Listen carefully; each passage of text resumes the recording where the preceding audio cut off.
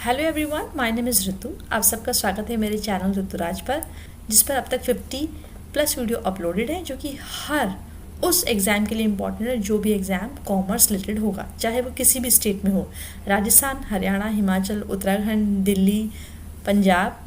ठीक है, अभी जो हम क्लास लेकर चल रहे हैं वो है CBSE नॉन टीचिंग पोस्ट। ठीक है, जिसमें काफ़ी सारी पोस्ट हैं, auditor, account assistant, accountant, account officer. तो आज उसकी क्लास नंबर 2 है। चलिए शुरू करते हैं। CBSE non teaching post MCQ classes 2। Question number 11, given below 2 statements में से एक असर्शन है और दूसरा रीजन है कि आपको बताना है true and false. Assertion, there is a change in profit sharing ratio of the old partner when new partner gets his share of profit from all the partner। ये क्वेश्चन में कह रहा है कि profit sharing ratio old partner का change होता है कब? जब नया पार्टनर एंटर होता है और अपना प्रॉफिट शेयर लेता है सब पार्टनर से। रीजन देखते हैं। When a new partner is admitted into the partnership for a certain share of profit, the combined share of old partner will be reduced। Both are correct। Okay, एक बार option देख लेते हैं। Assertion and reason are correct and R is a correct explanation of A. ठीक है, R is here reason and A is assertion.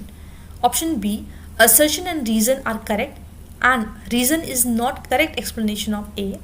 C, assertion is true but reason is false. D, assertion is false but reason is true. The correct answer is A.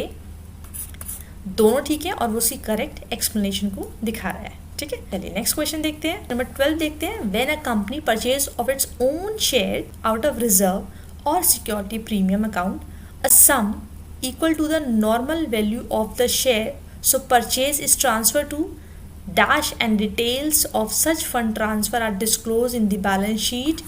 Your options are reserve capital account, capital reserve account, general reserve, capital redemption reserve account. ठीक है, the correct answer is D.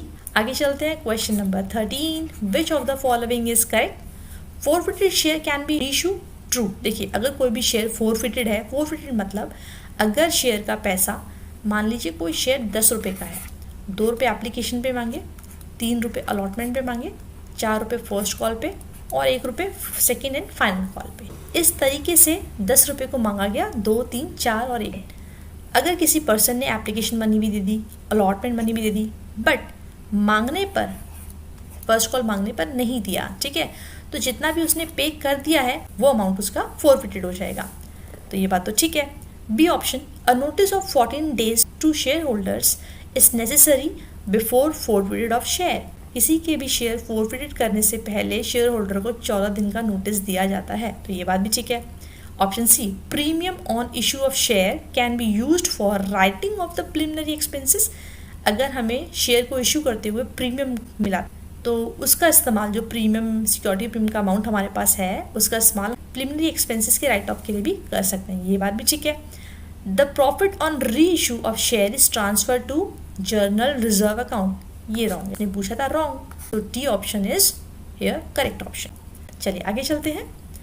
Very important, 3 तरीके की activity होती है, operating activity, investing activity और एक financing activity. ठीक है, कैश फ्लो से रिलेटेड क्वेश्चन है। डेटर है आपके, एसेट साइड में डेटर को दिखाया गया 50,000, पर अब आपके डेटर रह गए 40,000। इट मीन्स आपको 10,000 का पैसा मिल चुका होगा। ठीक है, and in the same case balance sheet में आपकी लाइबिलिटी साइड, करंट लाइबिलिटी दिखाई गई है 1 लाख की।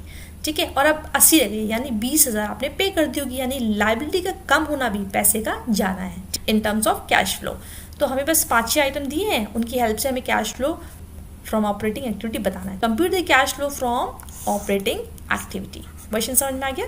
पहले बोलता है प्रॉफिट एंड लॉस। 20 में कितना था? 1,20,000 और 21 में आते आते क्या हो गया? कम हो गया, यानी प्रॉफिट क्या हो गया? कम हो गया। डेटर्स 62 से कितने हो गए? 50,000।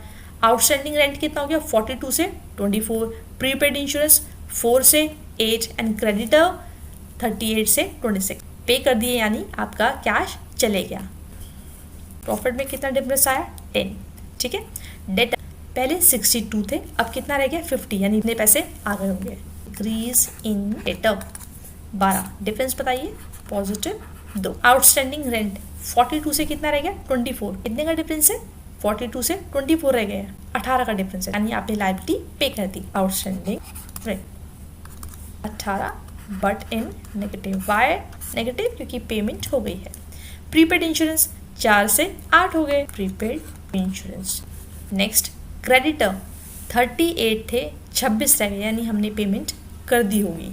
क्रेडिटर भी कम हो गया, यानी पैसा दिया है। कितना? 12।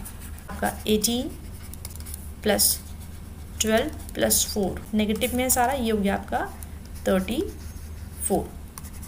ये आपका पॉजिटिव था, माइनस कीजिए 2, तो आंसर आया आपका 32 में, but in negative. So cash flow from operating activity is 32,000 in negative. So correct answer is C. आगे चलते हैं। Question number 15, which one of the following is not included in the financial statements of a company? Your options are income statement, balance sheet, cash flow statement या try balance. The correct answer is try balance. Question number 16 देखते हैं. As per the format of balance sheet prescribed as per Schedule 3 of the Companies Act 2013 calls unpaid under the heading of, यानी question ये कहना चाह रहा है balance sheet का जो फॉर्मेट प्रेस्क्राइब्ड है किसमें, शेड्यूल 3 में कंपनीज एक्ट के, उसमें कॉल अनपेड को किस हेडिंग के अंदर दिखाया जाता है? Your options are share application money pending allotment, money received against share warrant, share holder fund या share capital. The correct answer is share capital. आगे चलते हैं। Question number 17, section 80D of the Income Tax Act 1961 provides that in respect of payment made on account of preventive health checkup of self, spouse, children or parents during the previous year, deduction to the extent of dash shall be allowed. Question का मतलब है section 80D के अंदर income tax act 1961 में अगर हमें preventive health checkup के regarding, चाहे वो अपने लिए लेना हो चाहे स्पाउस, अगर हस्बैंड है तो उसकी वाइफ या वाइफ है तो उसके हस्बैंड के लिए, चिल्ड्रन और पेरेंट्स के लिए, किसी भी प्रीवियस ईयर में अगर हेल्थ चेकअप के लिए खर्चा हुआ है तो उसकी डिडक्शन आपको नहीं मिल सकती है। ऑप्शन देखते हैं 1000, 4000, 2000 या 5000। The correct answer is 5000। Question number 18, which of the following rate of income tax under the new regime is not applicable as per the financial bill 2013? Your options are 15, 20, 25 और 30। The correct answer is 25। एक बार देख लेते हैं। अगर income 0 से लेके 3 लाख तक है तो 0% टैक्स, ठीक है। अबव 3 to 6 है, 6 लाख तक है 5%। Above 6 lakh to 9 lakh 10%। Above 9 lakh to 12 lakh 15%। Above 12 lakh to 15 20%। Above 15 lakh 30%, ठीक है। सो इस अकॉर्डिंग रेट है, ठीक है, न्यू टैक्स रिजीम के अंदर, इसलिए 25% इसमें एप्लीकेबल नहीं है। तो करेक्ट आंसर था 25, ठीक। आगे चलते हैं। Question number 19, ETDS return is to be filed under dash of the income tax act 1961। So correct answer is 206। Next question देखते हैं, आज की सीरीज का last question. Salary is taxable on, your options are, option A due basis, option B receipt basis, option C due basis और receipt basis, whichever is earlier, D non taxable. The correct answer is due basis और receipt basis, whichever is earlier. Thank you so much. Do like share and subscribe. जल्दी ही मिलते हैं next video के साथ, तब तक के लिए टेक केयर।